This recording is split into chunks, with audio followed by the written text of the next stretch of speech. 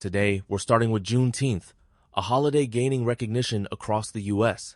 Can you walk us through its origins and why it has become so pivotal in American culture? Certainly, Juneteenth commemorates June 1865, when enslaved people in Galveston, Texas, finally learned of their freedom 2 years after the Emancipation Proclamation. It's both a celebration and a reminder of delayed justice. That's a powerful context. How have communities adapted the celebration over time, especially as it becomes a federal holiday? Celebrations have evolved from family gatherings to large-scale public events, featuring parades, educational panels, and art. The transition to a federal holiday in 2021 has fostered broader participation and deeper historical reflection. Building on that, recent Juneteenth events seem to blend festivity with education. What kinds of activities are typical at these gatherings now? Alongside music and food, many events host workshops on Black history, voter rights drives, and local business fairs. For example, a Dallas festival included genealogy stations helping attendees trace their ancestry. That's fascinating. Are there measurable impacts from these community-focused activities? Yes, actually. Surveys by the National Juneteenth Observance Foundation show a 30% increase in civic engagement among attendees, particularly in youth-led initiatives, suggesting these events foster both celebration and activism. Let's transition to the economic front. A recent PBS segment highlighted difficulties for small businesses manufacturing in the U.S., especially after Trump-era tariffs. What hurdles are they facing? Many small manufacturers struggle with increased costs for imported materials, like steel and electronics. For instance, one Ohio-based bike company reported a 40% rise in parts expenses, threatening their competitiveness. That's significant. Are there strategies these businesses can use to cope, or is offshoring becoming inevitable?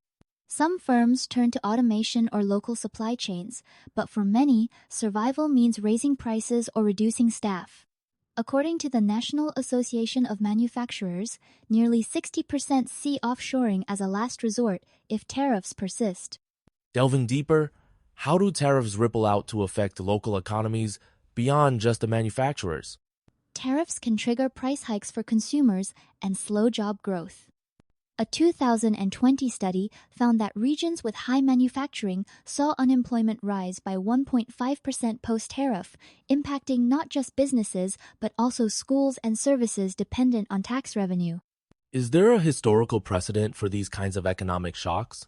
Absolutely. The Smoot-Hawley tariff of the 1930s worsened the Great Depression. While today's context differs, the principle remains. Tariffs can inadvertently strain entire communities if not offset by supportive policies. Switching gears to cybersecurity, we're hearing that cybercriminal groups previously targeting retail are now attacking the insurance industry. What makes insurance such an attractive target? Insurance firms store vast amounts of sensitive personal and financial data. Unlike retail, where breaches often yield credit card info, insurance hacks can expose social security numbers and medical records, multiplying the potential for fraud. That sounds ominous. How sophisticated are these new attacks compared to those aimed at retailers? The shift involves advanced tactics like ransomware as a service and phishing tailored to insurance workflows. A recent IBM report noted a 35% increase in data exfiltration incidents in insurance compared to a 12% rise in retail. Given these trends, what scale of losses are we talking about, and how might this affect the broader economy? Industry analysts estimate cyber attacks on insurance could cost billions annually, factoring in both direct theft and regulatory fines. When customer trust erodes, people may avoid purchasing policies, potentially destabilizing the entire sector. Are there parallels in other industries, or is insurance uniquely vulnerable? While banks face similar threats, insurance providers often lag behind in cybersecurity investment.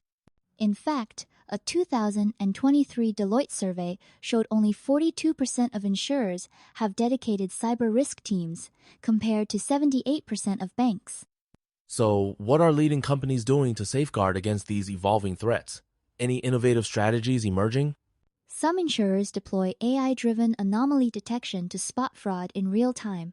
Others conduct red team exercises, simulating attacks to expose weak points. The industry is also collaborating on threat intelligence sharing, much like how airlines share safety data. That collaborative approach sounds promising. Are there regulatory drivers behind this push?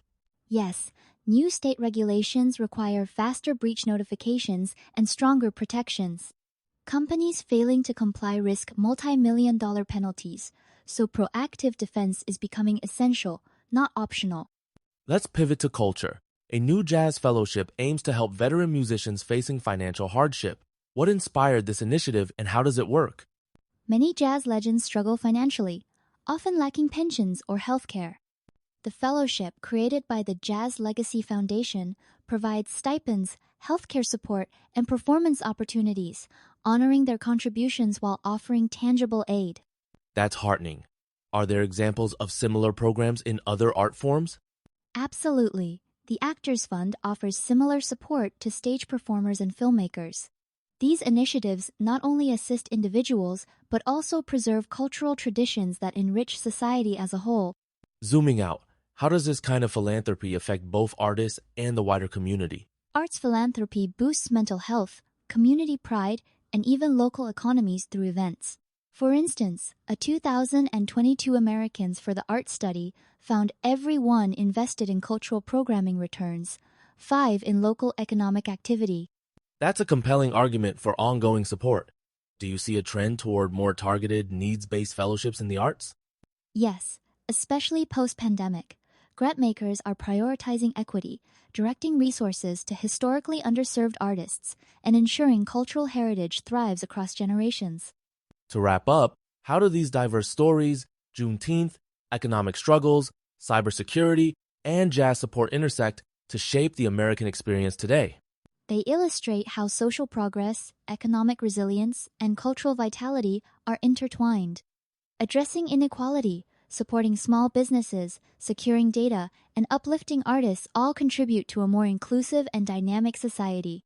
So, holistic solutions matter. As we continue to face complex challenges, integrating lessons from each area will be key to building a stronger, more equitable future. Exactly. It's about recognizing connections and fostering collaboration across communities, industries, and cultural institutions to move forward together.